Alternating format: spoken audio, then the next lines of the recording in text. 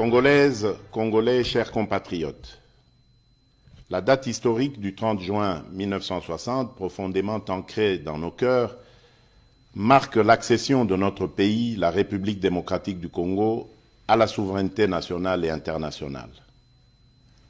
Aujourd'hui, encore 63 ans plus tard, nous célébrons avec grande fierté cet événement, non seulement pour honorer la lutte de notre liberté et de notre indépendance menée avec courage et détermination par les pères fondateurs de notre nation, mais aussi et surtout pour réitérer notre attachement à ce bien précieux qu'ils nous ont légué et que nous avons à notre tour le devoir de transmettre comme tel aux générations futures, et ce, en dépit de toutes les adversités d'où qu'elles viennent. En effet, dès le lendemain de son accession à la souveraineté nationale et internationale, notre peuple a dû surmonter plusieurs décennies de violences entretenues et voulues, démontrant ainsi sa capacité collective à demeurer résilient en tant que nation. Ceci pour dire que l'indépendance est irrévocablement une valeur fondamentale de notre nation. Elle nous garantit la capacité à façonner notre propre destinée. Elle est une quête incessante de liberté, de dignité, de justice et de souveraineté. Elle constitue le socle de notre identité nationale, notre cohésion sociale, car elle nous permet de mettre en valeur notre culture, notre histoire et nos aspirations profondes. Il est vrai que cette année, la célébration de notre indépendance est teintée de tristesse car notre intégrité territoriale est menacée par une force d'occupation étrangère. Certains de nos compatriotes en ce moment précis à l'Est ne peuvent pas jouir de cette liberté que nous célébrons parce que victimes de l'oppression des agresseurs. Je tiens à leur exprimer toute notre compassion et à les assurer de notre détermination à œuvrer sans relâche pour leur libération certaine. C'est la raison pour laquelle nous ne cesserons de rendre un hommage mérité à nos pères de l'indépendance, dont la vision lumineuse et la lutte nous ont permis de devenir et de rester, depuis 63 ans, un peuple libre, en dépit de toutes ces adversités. Mes chers compatriotes, au défi permanent de la préservation de la liberté chèrement acquise, nous devons inlassablement associer celui de la poursuite de la noble et grandiose œuvre qu'est la bataille pour le développement économique et social de notre pays, de manière à mériter ainsi le rêve et les sacrifices consentis par nos pères de l'indépendance. C'est seulement à cette condition que les générations futures pourront à leur tour être fiers de l'héritage que nous leur aurons légué. Cependant, laissez-moi vous dire que j'ai pleinement conscience de votre perplexité au regard de la baisse du pouvoir d'achat, surtout celui des plus démunis, dont les conséquences, bien que prévisibles sur le panier de la ménagère, se veulent pour certains difficilement surmontables. Les performances enregistrées au niveau des recettes intérieures, grâce à une évolution favorable des prix de produits de base et à la numérisation du processus de recouvrement, n'ont pas été suffisamment ressentis à cause du contexte économique mondial et de la situation sécuritaire à l'est de notre pays. En effet, l'enlisement de la guerre en Ukraine, d'une part, a occasionné la hausse des prix mondiaux des commodités et des matières premières, de l'énergie et des produits de première nécessité, entraînant ainsi des pressions inflationnistes dans le pays et même au sein des économies les plus robustes du monde. Et d'autre part, la guerre à l'est du pays a provoqué une augmentation significative du volume des dépenses exceptionnelles dans le domaine de la sécurité en vue de garantir notre intégrité territoriale. Cependant, les perspectives à court et moyen terme demeurent favorables et stables. En effet, les prévisions du Fonds monétaire international pour 2023 sont de l'ordre de 8%, de 7,2% pour 2024 et de 7,5% pour 2025. C'est ainsi que je voudrais vous rassurer que l'amélioration des conditions de vie de mes concitoyens demeure au cœur de mes priorités quotidiennes. J'ai assigné au gouvernement de la République, sous l'autorité du Premier ministre et à la Banque centrale du Congo, la tâche particulière d'accentuer les efforts de stabilisation des paramètres macroéconomiques en vue de limiter au maximum les effets néfastes sur le panier de la ménagère, d'améliorer la gouvernance publique dans ces secteurs et de répondre autant que possible aux aspirations légitimes du plus grand nombre d'entre nous. Mes très chers compatriotes, au choc sus évoqué et que le gouvernement s'est ardemment employé à amortir, se sont ajoutées les menaces persistantes à notre intégrité territoriale et à la sécurité de nos populations et de leurs biens. En effet, le climat d'insécurité qui prévaut dans certains espaces de notre territoire national perturbe fortement la poursuite harmonieuse des ambitions que nous revendiquons collectivement. Comme vous le savez, notre pays fait face depuis de nombreux mois, dans sa partie orientale, à une agression vile et barbare perpétrée par un voisin belliqueux, le Rwanda, au nom d'intérêts obscurs et ignobles. Au regard du danger que court le pays, il vous souviendra que j'avais lancé l'année passée un appel patriotique à notre jeunesse de s'enrôler dans les rangs des forces armées de la République démocratique du Congo et de la police nationale congolaise. Quelques mois après cet appel, nous avons été heureux de voir plusieurs dizaines de milliers de jeunes compatriotes y répondre favorablement. Ceux-ci comptent déjà parmi les renforts à l'effort de guerre livré par nos forces de défense et de sécurité, et nombreux se pressent chaque jour davantage auprès des centres de recrutement prévus à cet effet. À cette occasion, je salue la bravoure de notre peuple qui, meurtri dans sa chair, ne se résigne pas pour autant et ne cesse de défendre avec une énergie inouïe l'intégrité de notre territoire. Je salue également les forces de défense et de sécurité qui s'emploient sans ménagement à mettre l'ennemi hors d'état de nuire en vue de permettre un retour rapide de la paix et de la stabilité indispensable pour notre développement. Soyez convaincus que ce combat que nous livrons au quotidien pour sauvegarder notre souveraineté et notre intégrité, nous le poursuivrons sans désemparer jusqu'à la victoire finale. Telle est et sera notre mission. Maintenant que se confirme la montée en puissance de nos forces de défense et de sécurité, j'encourage une fois de plus le gouvernement de la République de continuer à maintenir cet effort pour que toute aventure belliqueuse sur la terre de nos ancêtres soit suicidaire pour quiconque la tenterait. C'est ici l'occasion d'exprimer notre entière solidarité à toutes nos sœurs et à tous nos frères des territoires occupés par les terroristes du M23, lesquels frères et sœurs vivent présentement dans des conditions d'extrême précarité et dont la situation humanitaire n'a cessé de se dégrader à cause de leur éloignement forcé de leur milieu d'origine et des exactions subies.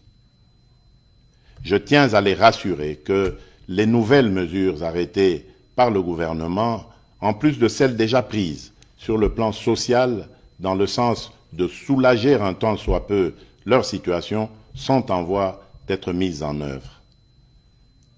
Mes très chers compatriotes, cette célébration de l'accession à la souveraineté nationale et internationale vient aussi interpeller, en cette année 2023, notre devenir comme nation et la perception de notre construction du vivre ensemble et de la cohésion nationale. Elle est l'occasion pour nous de renouveler le chantier de l'unité nationale, de construire une société républicaine plus juste, solidaire et vivable pour toutes les composantes sociologiques et linguistiques, quelles qu'elles soient. Le défi pour notre pays étant le dépassement des frontières ethniques, culturelles et linguistiques. Cela étant dit, je dénonce toute velléité tendant à opposer différentes communautés congolaises entre elles. Nous sommes un pays diversifié avec différentes cultures et langues. C'est en cela que réside tout le mystère de notre richesse en tant que peuple parmi tant d'autres sur cette planète. Nous devons célébrer cette diversité tout en travaillant ensemble pour l'atteinte de cet objectif commun qui est celui d'avancer notre pays dans l'unité et la cohésion nationale. Mes très chers compatriotes, l'année 2023 est aussi l'année des élections présidentielles, législatives, nationales et provinciales, mais aussi, pour la première fois, celle des élections locales. Ainsi, en dépit des différentes contraintes, j'invite instamment la CENI, comme je m'y suis engagé devant la nation, à poursuivre courageusement et sans relâche les efforts en cours en vue du respect des délais constitutionnels dans l'organisation rigoureuse des différents scrutins conformément aux standards internationaux. Au regard de l'évolution à ce jour des opérations électorales effectuées sur l'ensemble du pays, je félicite la CENI pour cette première partie du travail abattu dans le respect de sa feuille de route. De même, je rappelle au gouvernement de la République de continuer à faire sa part, notamment en prenant toutes les mesures nécessaires pour mettre les moyens financiers à la disposition de la CENI en vue de la tenue des élections transparentes et crédibles dans le respect des délais constitutionnels. En effet, ces élections donneront l'occasion aux vrais dépositaires de la légitimité populaire, c'est-à-dire le peuple congolais, de choisir librement celles et ceux qui seront appelés à assumer, pendant une période, la noble charge de la conduite des affaires de la nation au plan national ou local, dans l'intérêt général. Je vous invite donc à aller vers les prochaines élections dans un climat apaisé et serein, en maintenant sans relâche la cohabitation harmonieuse qui nous a toujours caractérisés et qui fait réellement la force de notre nation. Nous devons absolument, pour cela, préserver dans notre beau pays l'unité, la cohésion sociale et la stabilité, nonobstant nos convictions et nos choix qui peuvent, bien entendu, être divergents. En ma qualité de garant de l'unité nationale et de la stabilité de notre pays, je continuerai à jouer pleinement mon rôle pour assurer ce climat de paix qui doit mener le pays sur la voie du développement durable. Mes chers compatriotes, en ce jour mémorable, le défi majeur reste celui d'associer les couches les plus démunies de notre population dans cette orbite du développement, gage d'une véritable indépendance. C'est le rôle assigné au programme de développement local des 145 territoires, le PDL 145T en sigle.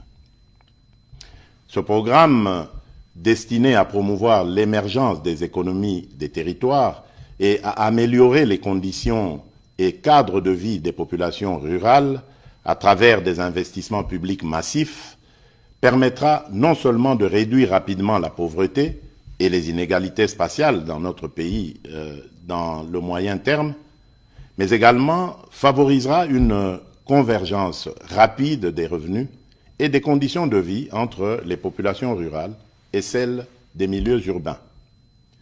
Je me réjouis de vous informer que les 3 agences d'exécution, chacune en ce qui la concerne, ont prévu de commencer à livrer les infrastructures socio-économiques de développement à la base, que sont les centres de santé, les écoles primaires et les bâtiments administratifs, dès le courant du mois de juillet prochain.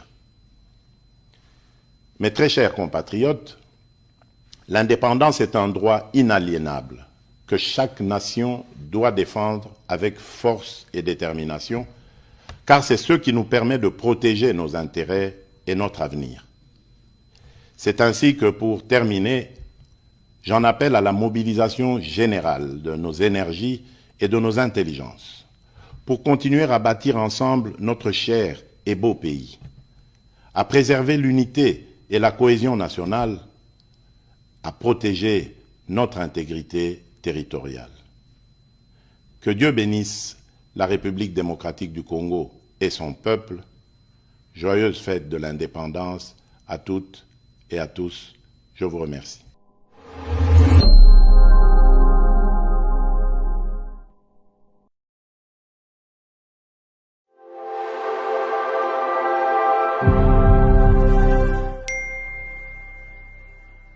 Congolaises, Congolais, chers compatriotes, la date historique du 30 juin 1960, profondément ancrée dans nos cœurs, marque l'accession de notre pays, la République démocratique du Congo, à la souveraineté nationale et internationale. Aujourd'hui encore, 63 ans plus tard, nous célébrons avec grande fierté cet événement, non seulement pour honorer la lutte de notre liberté et de notre indépendance menée avec courage et détermination par les pères fondateurs de notre nation, mais aussi et surtout pour réitérer notre attachement à ce bien précieux qu'ils nous ont légué et que nous avons à notre tour le devoir de transmettre comme tel aux générations futures, et ce, en dépit de toutes les adversités d'où qu'elles viennent. En effet, dès le lendemain de son accession à la souveraineté nationale et internationale, notre peuple a dû surmonter plusieurs décennies de violences entretenues et voulues, démontrant ainsi sa capacité collective à demeurer résilient en tant que nation. Ceci pour dire que l'indépendance est irrévocablement une valeur fondamentale de notre nation. Elle nous garantit la capacité à façonner notre propre destinée. Elle est une quête incessante de liberté, de dignité, de justice et de souveraineté. Elle constitue le socle de notre identité nationale, notre cohésion sociale, car elle nous permet de mettre en valeur notre culture, notre histoire et nos aspirations profondes. Il est vrai que cette année, la célébration de notre indépendance est teintée de tristesse, car notre intégrité territoriale est menacée par une force d'occupation étrangère. Certains de nos compatriotes en ce moment précis à l'Est ne peuvent pas jouir de cette liberté que nous célébrons parce que victimes de l'oppression des agresseurs. Je tiens à leur exprimer toute notre compassion et à les assurer de notre détermination à œuvrer sans relâche pour leur libération certaine. C'est la raison pour laquelle nous ne cesserons de rendre un hommage mérité à nos pères de l'indépendance, dont la vision lumineuse et la lutte nous ont permis de devenir et de rester, depuis 63 ans, un peuple libre, en dépit de toutes ces adversités. Mes chers compatriotes, au défi permanent de la préservation de la liberté chèrement acquise, nous devons inlassablement associer celui de la poursuite de la noble et grandiose œuvre qu'est la bataille pour le développement économique et social de notre pays, de manière à mériter ainsi le rêve et les sacrifices consentis par nos pères de l'indépendance. C'est seulement à cette condition que les générations futures pourront à leur tour être fiers de l'héritage que nous leur aurons légué. Cependant, laissez-moi vous dire que j'ai pleinement conscience de votre perplexité au regard de la baisse du pouvoir d'achat, surtout celui des plus démunis, dont les conséquences, bien que prévisibles sur le panier de la ménagère, se veulent pour certains difficilement surmontables. Les performances enregistrées au niveau des recettes intérieures, grâce à une évolution favorable des prix de produits de base et à la numérisation du processus de recouvrement, n'ont pas été suffisamment ressenties à cause du contexte économique mondial et de la situation sécuritaire à l'est de notre pays. En effet, l'enlisement de la guerre en Ukraine, d'une part, a occasionné la hausse des prix mondiaux des commodités et des matières premières, de l'énergie et des produits de première nécessité, entraînant ainsi des pressions inflationnistes dans le pays et même au sein des économies les plus robustes du monde. Et d'autre part, la guerre à l'est du pays a provoqué une augmentation significative du volume des dépenses exceptionnelles dans le domaine de la sécurité en vue de garantir notre intégrité territoriale. Cependant, les perspectives à court et moyen terme demeurent favorables et stables. En effet, les prévisions du Fonds monétaire international pour 2023 sont de l'ordre de 8%, de 7,2% pour 2024 et de 7,5% pour 2025. C'est ainsi que je voudrais vous rassurer que l'amélioration des conditions de vie de mes concitoyens demeure au cœur de mes priorités quotidiennes. J'ai assigné au gouvernement de la République, sous l'autorité du Premier ministre et à la Banque centrale du Congo, la tâche particulière d'accentuer les efforts de stabilisation des paramètres macroéconomiques en vue de limiter au maximum les effets néfastes sur le panier de la ménagère, d'améliorer la gouvernance publique dans ces secteurs et de répondre autant que possible aux aspirations légitimes du plus grand nombre d'entre nous. Mes très chers compatriotes, au choc sus évoqué et que le gouvernement s'est ardemment employé à amortir, se sont ajoutées les menaces persistantes à notre intégrité territoriale et à la sécurité de nos populations et de leurs biens. En effet, le climat d'insécurité qui prévaut dans certains espaces de notre territoire national perturbe fortement la poursuite harmonieuse des ambitions que nous revendiquons collectivement. Comme vous le savez, notre pays fait face depuis de nombreux mois dans sa partie orientale à une agression vile et barbare perpétrée par un voisin belliqueux, le Rwanda, au nom d'intérêts obscurs et ignobles. Au regard du danger que court le pays, il vous souviendra que j'avais lancé l'année passée un appel patriotique à notre jeunesse de s'enrôler dans les rangs des forces armées de la République démocratique du Congo et de la police nationale congolaise. Quelques mois après cet appel, nous avons été heureux de voir plusieurs dizaines de milliers de jeunes compatriotes y répondre favorablement. Ceux-ci comptent déjà parmi les renforts à l'effort de guerre livré par nos forces de défense et de sécurité, et nombreux se pressent chaque jour davantage auprès des centres de recrutement prévus à cet effet.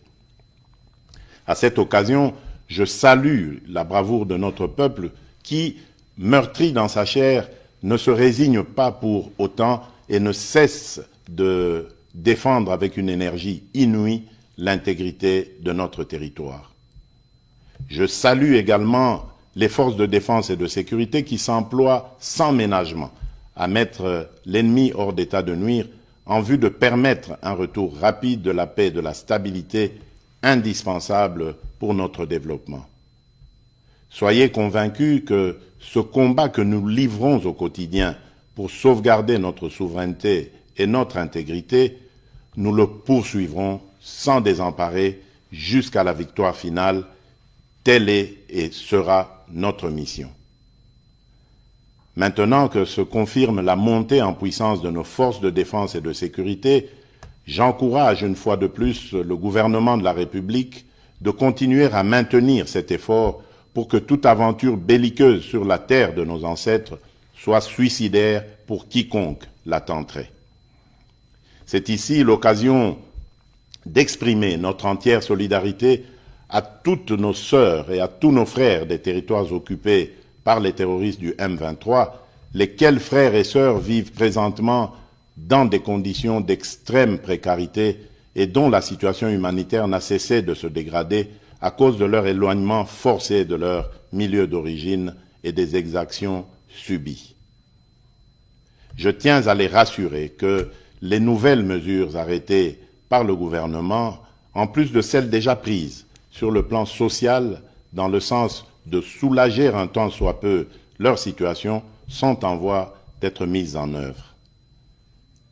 Mes très chers compatriotes, cette célébration de l'accession à la souveraineté nationale et internationale vient aussi interpeller, en cette année 2023, notre devenir comme nation et la perception de notre construction du vivre ensemble et de la cohésion nationale. Elle est l'occasion pour nous de renouveler le chantier de l'unité nationale, de construire une société républicaine plus juste, solidaire et vivable pour toutes les composantes sociologiques et linguistiques, quelles qu'elles soient. Le défi pour notre pays étant le dépassement des frontières ethniques, culturelles et linguistiques. Cela étant dit, je dénonce toute velléité tendant à opposer différentes communautés congolaises entre elles. Nous sommes un pays diversifié avec différentes cultures et langues. C'est en cela que réside tout le mystère de notre richesse en tant que peuple parmi tant d'autres sur cette planète. Nous devons célébrer cette diversité tout en travaillant ensemble pour l'atteinte de cet objectif commun qui est celui d'avancer notre pays dans l'unité et la cohésion nationale. Mes très chers compatriotes, l'année 2023 est aussi l'année des élections présidentielles, législatives, nationales et provinciales, mais aussi, pour la première fois, celle des élections locales. Ainsi, en dépit des différentes contraintes, j'invite instamment la CENI, comme je m'y suis engagé devant la nation, à poursuivre courageusement et sans relâche les efforts en cours en vue du respect des délais constitutionnels dans l'organisation rigoureuse des différents scrutins conformément aux standards internationaux. Au regard de l'évolution à ce jour des opérations électorales effectuées sur l'ensemble du pays, je félicite la CENI pour cette première partie du travail abattu dans le respect de sa feuille de route. De même, je rappelle au gouvernement de la République de continuer à faire sa part, notamment en prenant toutes les mesures nécessaires pour mettre les moyens financiers à la disposition de la CENI en vue de la tenue des élections transparentes et crédibles dans le respect des délais constitutionnels. En effet, ces élections donneront l'occasion aux vrais dépositaires de la légitimité populaire, c'est-à-dire le peuple congolais, de choisir librement celles et ceux qui seront appelés à assumer, pendant une période, la noble charge de la conduite des affaires de la nation au plan national ou local, dans l'intérêt général. Je vous invite donc à aller vers les prochaines élections dans un climat apaisé et serein, en maintenant sans relâche la cohabitation harmonieuse qui nous a toujours caractérisés et qui fait réellement la force de notre nation. Nous devons absolument, pour cela, préserver dans notre beau pays l'unité, la cohésion sociale et la stabilité, nonobstant nos convictions et nos choix qui peuvent, bien entendu, être divergents. En ma qualité de garant de l'unité nationale et de la stabilité de notre pays, je continuerai à jouer pleinement mon rôle pour assurer ce climat de paix qui doit mener le pays sur la voie du développement durable.